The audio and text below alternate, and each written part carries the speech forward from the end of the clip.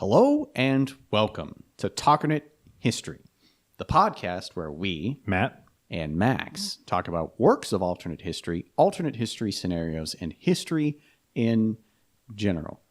This episode, we're finally doing it. We're concluding the Harry Turtledove Southern Victory series, aka the Timeline 191 series. Yes, very excited to talk about it today. I know a lot of people have been wanting us to talk about this. A lot of people, that's correct. So this covers the four concluding books of the series. The Settling Accounts. Settling Accounts is the name of the series.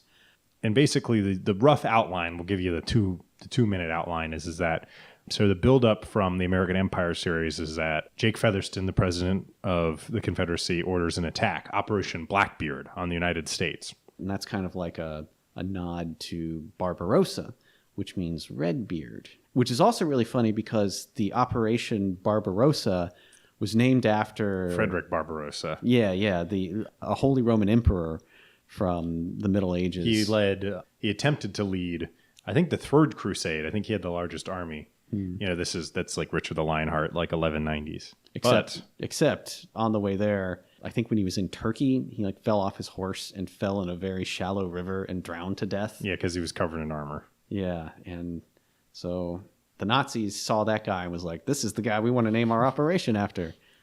There you go. And let's put it on the anniversary of when Napoleon invaded Russia, because that's a good omen too. So well. Huh. But I thought that was kind of funny.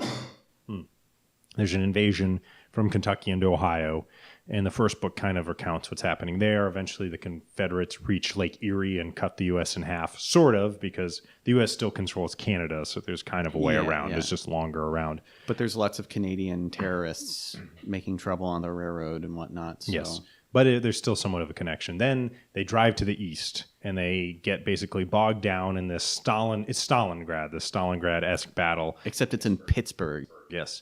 And then they get encircled by the Americans, the U.S., and then they get driven back, and then the remaining two books are about sort of driving them out of the U.S., and then this like lightning blitzkrieg war into the Confederacy. Eventually, A-bombs come into play, and we're going to talk about that more. And then Featherston tries to escape the plane he's in, crashes, and he ends up getting killed by a guerrilla. And then the U.S. reabsorbs the Confederacy. So now it's like this mega U.S. that controls everything north of Mexico. And then that's how it's basically World War II. It's the Eastern Front playing out in the United States. A lot of the same characters, but there's also some new ones. Again, a decent, solid mixture of soldiers and civilians, and recounts all ends of it. There's lots of analogs to what happens in World War II. There's a Holocaust happening with blacks. There's a development of rockets and atomic weapons. They call them super bombs. Yeah. Basically, it's World War II playing out in the United States. But there's a couple key differences here. Like, for instance, in this series, they still use gas during World War II. Mm-hmm. Yeah. There's a Geneva Convention, but it doesn't cover gas weapons. People have to wear gas masks the entire time, and even there's nerve gas as well. So people have to trudge around in these rubberized suits. It's a complete nightmare. In the middle of summer. Tanks are still called barrels. And they get more advanced. And clearly what he's doing is paralleling in tanks and planes, particularly real life weapons. So, the Americans have the Custer tank, and it's basically sounds like a T-34. Mm-hmm. The Confederates have, it's these easy to forget sometimes. have these different types of tanks and roughly sound like Panthers, Panzer Mark IVs or Panzer Mark IIIs, Tigers, sort of thing like that. And then in the third book, the new U.S. tank basically sounds like an M26 Pershing to me. I'm not the first person to have noted this. And then the planes sound like... The Stukas are like mules. Mules, They also call them ass kickers. Yeah. They got gull wings, and they dive bomb, and the wheels don't go up. They're exactly the same thing. Yeah, basically. The Hound Dogs are the ME-109s. And the Americans developed... Not the first jet ever, because I think the British make their own jet first, but... The good old ME-262 is back. Yeah, it's very clearly an ME-262. It's got two jet engines on either wing, so the prophecy... It's inescapable. Yeah, we're going to mention this plane in every episode from now on, I think. Even in ones unrelated to World War II, because somehow... Right. And then atomic bombs are a big part of it. Super bombs, as they're called. The Germans develop it first, and then boy, oh boy, all hell just breaks loose. Partially because Einstein is still around in Germany, because Germany is not anti-Semitic at all. So they keep all these great scientists that they have. Mm-hmm. And it's kind of interesting because pretty much all sides develop their own nuclear weapons pretty much at the exact same time. Yeah, and they all start using it on each other. So there's like something like 9 atom bombs used or something. I forget the exact count. Between the United States and the Confederacy, the Confederates are the first ones to use one. It's interesting. They don't use a plane. They don't use a missile. They put it in a truck. Yeah. They do an Operation Grief style attempt. And if you don't know what that is, Operation Grief is from the Battle of the Bulge, where German soldiers dressed in American uniforms and went behind U.S. lines. And like in this one, Confederates dress in U.S. soldiers' clothing and then go behind lines in this truck and they place it. But it's not like a completed atom bomb, so it's not like a full strength, so it doesn't destroy an entire city, but it does a lot of damage. And then the U.S. responds by dropping them, and it's interesting, just the extent of it. But it ends the war earlier. I think the war ends in 44 instead of 45. Plus, pretty much all the main characters get exposed to fallout pretty egregiously. Yes. So Armstrong gets it, and Flora gets it, and just like everybody's going to get cancer. Everyone's been irradiated by the end of it. Yeah. But overall, it's good. I think it's good. The storyline of it does a good job. Obviously, it super parallels what happens in World War II. But that's okay. Sometimes it's like a little bit too close. It's like, when you're reading about Pittsburgh, it's like, this sounds exactly like Stalingrad. It's exactly the same. It's like they take the city, they get encircled. It's like, oh, we need to break out. Jake Featherston's like, no, we can't do it. I got word that we can supply them from the air. So like they run these like supply planes in that just get shot up and destroyed. They barely get any supplies in, and they're overrun, and they lose like 250,000 soldiers in one battle. Yeah. It's exactly the same thing. When the U.S. troops attack to, encircle Pittsburgh, they attack these divisions that are made up of Mexican soldiers that have been brought in to assist the Confederates, which is a parallel to the Romanian soldiers that the Soviets attacked through to actually encircle Stalingrad. Yeah. And like the Mexican soldiers show up later because they're put on garrison duty because the Mexican soldiers really don't want to be there. They have nothing to do with this war at all. So they don't want to be on the front lines. So instead they're used to like police. Partisan. They do like anti-partisan stuff. Yeah. It's also like... The way a lot of troops were used like that were used by the Germans in World War II in occupied territories, especially in the Balkans. And the garrison soldiers who are white in the Confederacy, they're all like either really, really old or... they've got like hook hands and peg legs and stuff. Obviously the same characters, so some of them are still doing the same thing. The Congresswoman Flora Blackford, she's still doing the same thing. That Navy guy Sam still spends a whole lot of time talking about how he gets sunburned easily. That's right. He becomes a captain of a destroyer. I think destroyer. Yeah. Still talking about every single time he gets sunburned. And the sunburning comes to a head at the end because he like scratches his hand and he's got like this bleeding mole on it. It's like skin cancer. It finally built up to a crescendo, I guess, after how many books of him saying every single time. Yeah. That's what the whole series was really all about, I think. He does a good job of expanding upon it, and but does make enough differences. Featherston doesn't commit suicide; he gets shot. Right. He's trying to escape. He doesn't decide to fight it out to the end, sort of thing. There's his secretary Lulu. I thought for sure he was gonna like marry her, and then they were gonna kill themselves Hitler style. But nope, doing something different. No. They have like a Nuremberg trial thing after the war. They do, yeah. Ferdinand Koenig and Saul Goldman. And a bunch of other people. They all get executed at the end. It's an interesting series. Obviously, it may have been too long at 4 books. You may have been able to compress it into 3. Maybe that's just my opinion. Yeah, I'm going to be honest with you. Like, I like this series a lot, but it is just constantly just fighting, kind of the same stuff happening the entire time. It's just fighting. But they parody stuff, or he makes reference to it. Like he talks about how like the Confederates develop rockets. They develop them in Huntsville. It's like, well, that's a reference to the fact that Huntsville was the site of a NASA facility where a lot of German rocket scientists from World War II worked after the war, stuff like that. Also, at this facility, it's pretty much like the only place left where Whig political prisoners are, because they're like forced labor in these camps making all these rockets, just like the Germans did with forced labor to make the V2 rockets. And also, it's interesting because the Confederates in this series don't really use mass forced labor like the Germans did in World War II. It's just death camps all over the place. It's not like a forced labor camp mainly. Yeah, they don't really explain. There's certain things that aren't really explained that much. Because maybe that sort of comes from the fact that they spend a whole lot of time talking about certain things and not as much about the other. But yeah, no, I mean, it's a very well done series, obviously. Again, it was a good cap off to, I mean, this is a massive series of books. It's pretty insane to think about how long this series is. It's ridiculous. Yeah. And I don't know where you would go after it. Since I can only imagine, really. I don't think it's going to happen. It's been 10 years since the last one came out, so doubtful they're going back to it. Plus, at this point, things are so nuts. All the big European empires are still huge, including the Ottomans. The Ottoman Empire still exists, and the Austrian Empire, which is why? That it couldn't even hold itself really together in the 1910s. Why would it survive to the 40s? The Russian Empire, the Mexican Empire. That's right. The Habsburgs still putzing around in Mexico. Emperor Ferdinand or Maximilian or whatever. Yeah.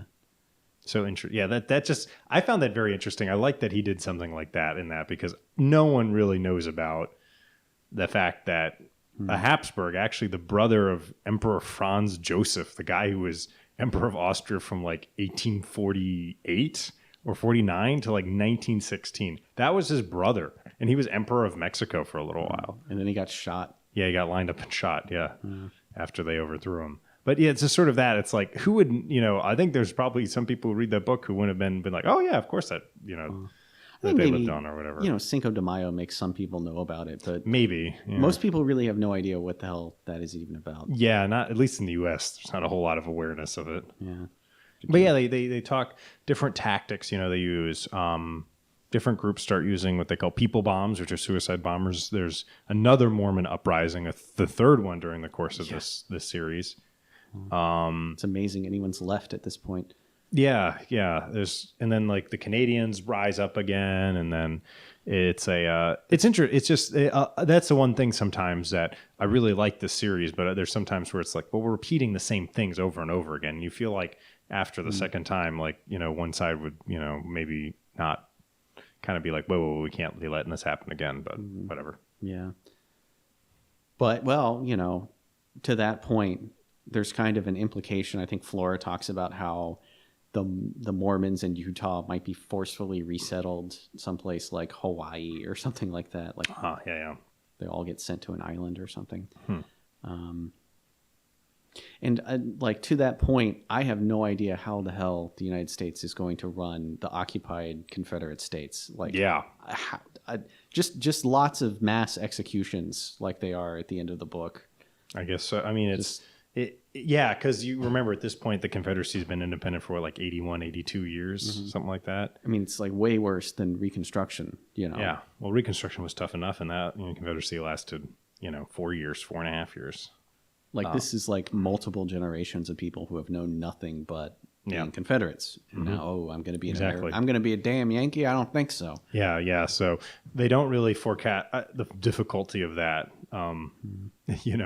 Reabsorbing all these states, and then on top of that, running not only the what used to be the U.S. but also Canada, Cuba, and Hawaii, which are called the Sandwich Islands. No Alaska though. No Alaska. That's right. The Russians still own Alaska, and they mentioned that it's one of Harry's very many jokes. As he talks about oh well, maybe if they found oil or gold up there, it would have been worth something. But nope, it's just a frozen block of ice. It's Seward's folly. There you go. Yeah. And Haiti too, don't they? Didn't the Confederates own Haiti or something? They occupied it, I think. Okay, all right. They talk about the Haitian government in exile, or I can't remember who was in the Settling Accounts or another book, but it just stuck out. It's they don't really explain that, and that could be interesting, but they don't. They don't. Yeah. Sometimes he does that. He'll hint these really interesting things and then just not really explain it. It's totally like, drop them immediately. Oh, it's like there could be something interesting here. The Japanese, to your point about kind of the same thing happens again. Once again, the United States and Japan have like an inconclusive war in the Pacific with just like ships and planes shooting each other and not much else happening. Yeah. Maybe that could be fodder for another series of books. Well, yeah, that's kind of like a thing. Is there going to be like some kind of Cold War thing? With the Cold War, you just have two opposing factions and the rest of the world lines up on one side or the other. But with this, it's just a total mess because there's all these giant empires all still playing the empire game against every one of everybody exactly. else. You're right. So I don't know. I mean, I don't think that, because I think since the focus is on the U.S. and these books, that there's never a full, And that's kind of another thing too, is that if they do another series, like there has to be a war eventually. Because, I like American Empire a lot, but I think the only reason American Empire exists is to build up to the next war. Yeah, to bridge the gap. Yeah. So, I mean, and also, if the war has to happen in America because pretty much nothing in this series takes place out of the United States except for like a tiny bit where Pinkard goes to Mexico and Ireland. They're in Ireland. They're in Ireland. That's true. And Ireland in one episode. I guess there's also one segment, not episode. One of those little, right. Yeah, I know what you mean. But and a little bit in Canada too. But Canada becomes America. South America in one of them. Oh yeah, that's true. Very briefly. But I mean, like, it's all these brief interludes. It's like 99% America. Yes. And it kind of makes you wonder, too, if maybe kind of like World War II, this is the end of big wars and people are just going to calm down, or if things are just going to get even worse from this point. Well, I think he hints that guerrilla warfare is still going to be a big problem because all these countries are like plagued with guerrillas just all over the place. Mm-hmm. But I don't think the conflict is over. I think he sort of hints at the very end that, in fact, the conflict is nowhere close to being completely over. But, we'll have to see. I mean, obviously, the answer's probably not going to get answered, but yeah. Plus, it's like really depressing too because everyone uses suicide bombers now, just everywhere. Like the Canadians and the Mormons and the Confederates use them against the U.S. and blacks in the Confederacy use them all over the place too, and they're all over Europe, and it's just a nightmare. Well, I think he's done the whole point, I guess, of a lot of this is almost to just destroy this whole idea of American exceptionalism. Like, we're free from those wars that plague Europe and all that. And here it's like, nope, we brought it. The chickens have come home to roost. Like, the whole freaking continent's a war zone. Yeah. And so it's not a surprise, I guess, in these books that, like, the future is looking pretty grim in some ways. That is still going to be a world torn apart, maybe not by war, but by conflict. Yeah. And how, like, slowly over time circumstance can twist people and countries and stuff into being like this horrible like I'm talking specifically about stuff like Jefferson Pinkard because you go back to the very first chapters of Great War American Front. Jefferson Pinkard's like a good guy. He's like a totally fine guy. He's like a little racist and he gets less racist and then he gets really racist later, but I mean, he's not a villain at the very beginning, but he becomes one through circumstance. Well, I think that's one thing you can do with a long series like this, and it's sort of like akin to what you can do with a TV show, where if you really want to develop a character, you don't do it in a movie, you do it in a TV show. Yeah. Same here. You want to develop a character in a book. People just don't overnight very rarely make huge changes in their personalities or their views. People just don't wake up and say, I'm just going to do this now. Yeah. And do it with the full conviction. I think I'm a Maoist now. I think that Chairman Mao knew what he was doing. Oh my God. No, but the point is that the books believably show like a trend. And I think that's supposed to mimic the trend that there, a lot of people in Germany said that about their views on Jews. Even Hitler, when Mein Kampf or somewhere in his writing said, when I started off when I was a young man, like I wasn't anti-Semitic. I didn't even really care about the Jews. Like there just weren't any, sort of thing. But then, that sort of transformation, I think that's what he's trying to get at here is that war and circumstance can mold people for the good and for the worse. Yeah. For the worse in the Confederacy and then some people in the U.S. side become more humane. They become less of the killing machines that they were early on. Because of their common enemy, people in the United States begin to like black people, whereas before they're very, very racist against them. Like, for instance, they try to cross the border into the United States, and they just like shoot them and send them back and stuff because it's like, we don't want you. And that changes throughout the books. Yeah. And Because Turtledove does a good job of showing that progression, and it seems natural. There's very few moments that seem so out of place in this. A lot of it can be explained away by the world. There is one scene in these books that is very out of place, and it's kind of just throws you off. Yeah, we talked about this before we started recording. There's a part where there's some paranoia over listening devices, that there may be listening devices planted by spies in the offices of United States officials. So 3 guys come into Flora Blackford's office and check. These guys' names are Woodward, Bernstein, and a guy who's referred to as Dick, who's obviously supposed to be Richard Nixon. And this makes no sense at all. Like, the time period is completely wrong. Well, yeah, because I mean, I don't even know if Bob Woodward and Carl Bernstein were even alive in like the mid 40s, and even if they were like, 2 years old. Yeah, exactly. I mean, Richard Nixon would have been alive during that time, but like, I that's the one time. Like, I know Harry Turtledove likes to throw in these like characters that sometimes to like, Ronald Reagan appears in the American Empire series, or whatever. But most of those make sense because like those are people. It's like during the appropriate time period, so there's nothing unusual that they show up. But here, it's like it seems too forced. Or what would you say about it? Yeah, like every other instance of like a cameo showing up makes sense. This is just totally ridiculous. Like, it's just silly. It's just silly. Come on, it distracts you from a little bit. You're like, really? Yeah. Speaking of cameos, Jimmy Carter shows up at one point. Dies. Yep. There's a part where Jonathan Moss falls in with some partisans in the Confederacy. Escapes from Andersonville. That's right. The famous Confederate Civil War prison, which is still a prison in the 40s in this book. Yeah, and he gets broken out by a tornado of all things. Yeah, that's right. I forgot about that. Yeah, it like whips up the barbed wire and throws it all over the place and stuff. But yeah, he falls in with like a rebel group of black Confederates, and yeah, there's like this young man runs out of a farmhouse with a gun, and he says something. Calls out Miss Lillian, and that's a reference to Jimmy Carter's mom. And then Jonathan Moss shoots the guy. And it's just like a little bit like, really? Okay. I mean, but and various other historical figures get killed or just show up, and they'll just show up and almost like, haha, like I'm here, guys. Hey. Like, Louis Armstrong shows up. That's right. He does. Yeah. He's a different name though. Yes. Well, they call him Satchmo, just like in real life. But in real life, they call him Satchmo for like satchel mouth. But in this, it's because his real name is Sennacherib, which is something I don't think we've ever talked about. Yeah, we need to. Yeah, we should talk about that. In this series, like African American people in the Confederacy, for some reason, they've all decided to give their children classical names from antiquity. So there's people with names like Julius and Augustus, Scipio.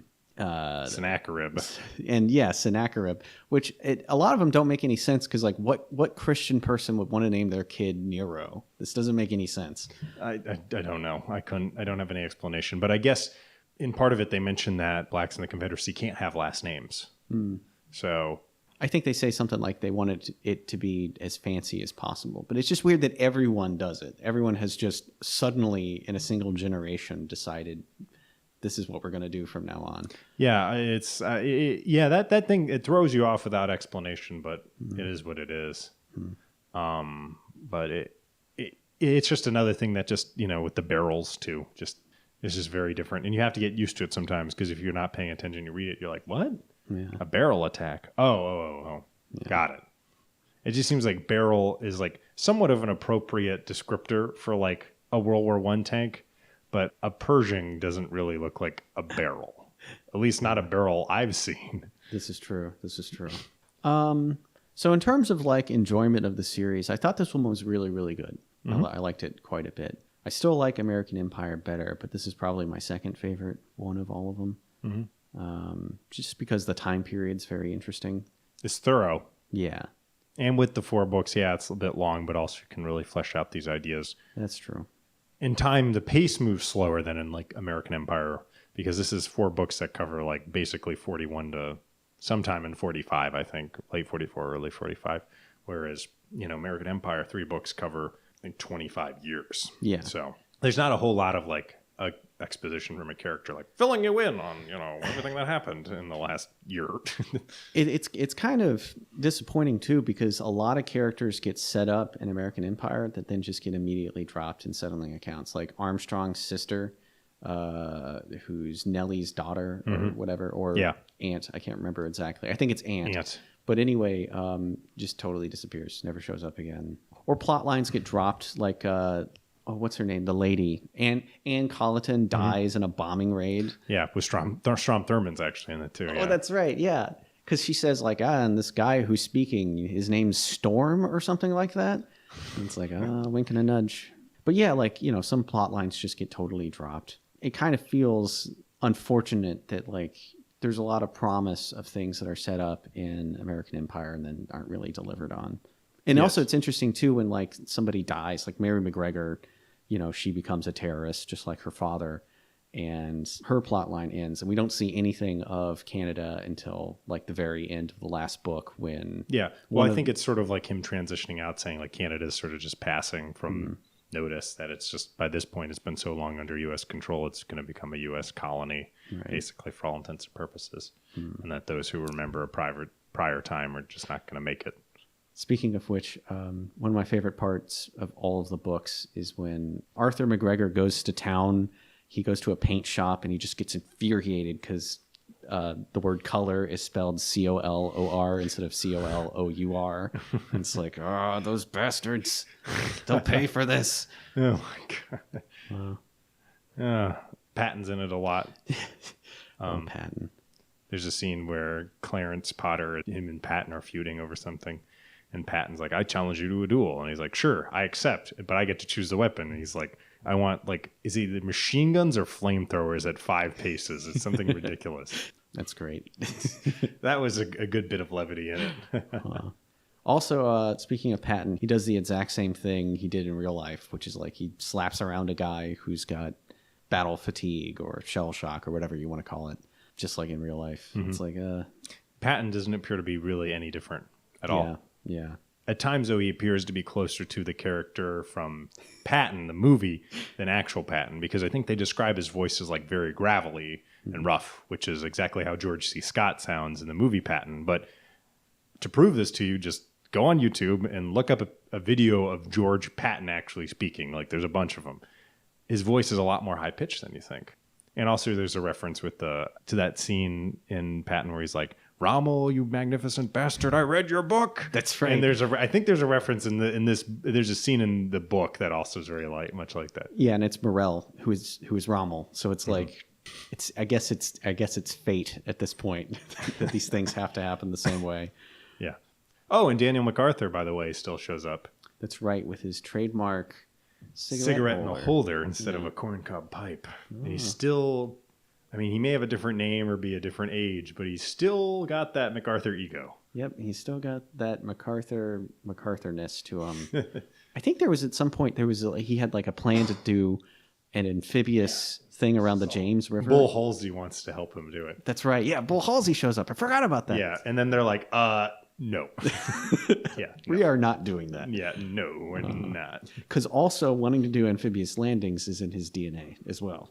I guess it is. I guess this guy's a compulsion to do it. His father, Arthur MacArthur, imbued into him a love of the amphibious assault, which is interesting because Arthur MacArthur won his Medal of Honor at Missionary Ridge outside of Chattanooga, Tennessee, in the Civil War. Douglas MacArthur also won the Medal of Honor in World War II. So, interesting fun fact. They are the only... Actually, no. They're not the only pair of father-son recipients of the Medal of Honor. I can't believe this. How can I forget? They're Teddy Roosevelt and his son, Teddy Roosevelt Jr. Really? Both were awarded the Medal of Honor. Wow. Huh. But Teddy Roosevelt did not get his Medal of Honor until 2001. So... Is that because he was a volunteer? He wasn't actually... No, I just think it took someone, came up with a campaign, and they wanted him to get the Medal of Honor. So he did. But his son got it in the 40s. Well, his son died a month after D-Day. But yeah. So the two father and son pairs, excuse me. That's cool. I like that. Yeah. They have the Medal of Honor in this book too, actually, because that guy Gordon McSweeney wins. He got two of them. Which is not unprecedented. That's actually happened. It hasn't happened since like the 1910s or 20s. The criteria have become stricter and stricter. It's just sort of like the Victoria Cross is basically almost impossible to win. No, I noticed, I don't think Italy is mentioned a single time in any of these books. I don't think so either. I don't even think Mussolini shows up. I don't think he's even in power. I think they must be neutral during the war or something. But still, overall, very good. Very good. Yeah. Very enjoyable. This is high quality. If you've listened to our bad alternate history episode, this is on a totally different level. Yeah, this is easily the longest book series I've ever read in my life by a lot. Yeah. By a lot. It's a lot of books. It's fulfilling. It's fulfilling. Yeah, they do. It does a good job. And it really does what you should do with alternate history if you're going to go on this long, which is world build. Yeah. Which is you got to world build. You got to create something that's more than just one little change. Like you really got to take some risks and some steps. And I think Turtledove does a good job throughout this. Sometimes he might world build a little too much, like seeing like Nellie's trip to the quilt store or whatever. It's like, why am I reading this? This is nothing to do with anything. Or that guy talking to his horse. Right, exactly. It's another. Or Sam Carson's visit to a brothel. Again, like, yes, I've seen. Yep. The Confederacy has Dr. Hopper as a soft drink, which is in Great War American Front. They have Dr. Pepper. They have Dr. Pepper, and then it changes to Dr. Hopper at some point, maybe because Turtledove didn't want to get sued or something. Why? I don't know. It's silly. That doesn't make a whole lot of sense. There's comic books. Yeah, well, there's Superman in the U.S., and then the Confederacy is Hyperman. Stuff like that. Saul Goldman's propaganda machine makes movies. So there's they talk about these movies where like they're set in New York City and it's like this den of vice and it's this horrible cesspool. Yeah. Yeah. They talk about a play called Oh Sequoia. It's like, okay. Oh, that's right. It's yeah. Oklahoma. And also there's Will Rogers is mentioned. Yes. Yeah. It's like, oh, that Sequoian funny man, Will Rogers. There's a state of Houston still carved out of Texas. It looks weird on the map in the beginning, like in those books, Houston, when it shows it. It's like this weird chunk of West Texas. It's like Lubbock and El Paso, I guess. It's like there's not a whole lot there. Yeah, it's kind of just barren desert. Yeah, mostly. It's like two big cities, not even that big. The really weird one is New Mexico with that big, like... It looks weird. Yeah, the maps. I like that inclusion. He has these maps at the beginning of them. Unfortunately, no map for the rest of the world, Europe and whatnot. Yeah, that would have been helpful. But I guess they talk about it in passing. They never Yeah, it's not really important to the books. It's so peripheral. I know people have come up with their own maps. Yeah. Yeah, there's a lot of them. Thank you, by the way, everyone who makes maps. No, it helps. It's nice that people take the time to do it. Yeah. That was one of the big failings of the Draka books. No maps. No maps. And taking the appendices out. Like, come on, man. It's like one of the best parts. They should have had appendices for these books. It's true, yeah. But a lot is similar. Like they both use the dollar. They both use 50 caliber machine guns and Colt 45s. I never got that. There's an interesting thing throughout this where U.S. troops use captured Confederate like rifles in submachine guns because they're better than like the American stuff. But like it's not a great idea, by the way. When you shoot let's say you're on your lines and you start shooting your enemy's weapon towards the enemy. It's probably the enemy's weapon's going to sound very different from yours, so that makes you a really good target. Also, they call a submachine gun a Thompson. I don't know if it's they do have Thompsons, yeah, but then they have something that sounds a whole lot like an MP40 or a Sten gun, something like it. Yeah, they talk about how the Confederate submachine guns can put a lot of lead in the air because the idea is like there's far less Confederate soldiers than United States soldiers, so they need to have like 3 times the firepower to compensate. Basically, they have it sounds like M1 Garands, or actually M14s probably, because they have a 20-round magazine. And then the U.S. troops still have Springfields. Yeah. Well, the Japanese and the Germans still had a lot of bolt-action rifles. That's true. And, the Lee Enfield, and, they were still around in World War II. It's weird that they used mostly that the entire war, though. Yeah, they never have a good explanation. I think they say, like, they're going to try and replace them with Thompsons or something, but... You need some rifles. You can't have everyone armed with a submachine gun. That's the big failing of German soldiers in most World War II movies. If you notice, they all have like submachine guns, which no. You don't. Submachine guns, because they don't have good range. I mean, actually, the Soviets equipped entire regiments with submachine guns, which is a very interesting concept. That's a whole hell of a lot of lead in the air at one time. I guess when you have so many people, you can get experimental. Al Smith's also president of the United States in this. Yeah. The Happy Warrior. The Happy Warrior. Not so happy when he gets bombed to death. Yeah, that's true. And is it Charles La Follette? Yes, Charles La Follette succeeds him as president. There is no person named Charles La Follette in reality, but he must be apparently related to, maybe he's supposed to be the son of Robert La Follette fighting Bob La Follette, the socialist senator, or maybe it wasn't socialist. He was a third-party senator from Wisconsin for a long time, and he actually ran for president a couple times. Famous for his, I think he had a big bunch of crazy hair.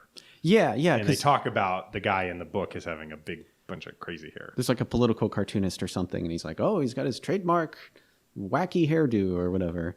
And speaking of presidents, one of the greatest parts of the entire series, the final election in the United States, La Follette is kicked out, new guy comes in, and it's President Thomas Dewey. President Thomas Dewey and his Vice President Truman. Harry Truman. Which is just, that's fantastic.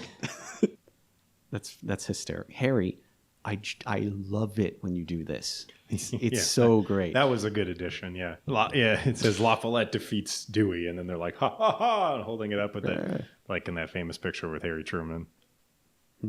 Oh, people still unhappy with their cigarettes and coffee. Yes. That's still it's a big complaint. Yeah. No, but everything it's very well. Obviously, Turtledove sat down and was very systematic about coming up with this sort of thing. Like, I'm going to vary here, vary there, because it fits together pretty well, which I'm glad it did. Other than that whole Woodward and Bernstein thing, that one just kind of throws me off still.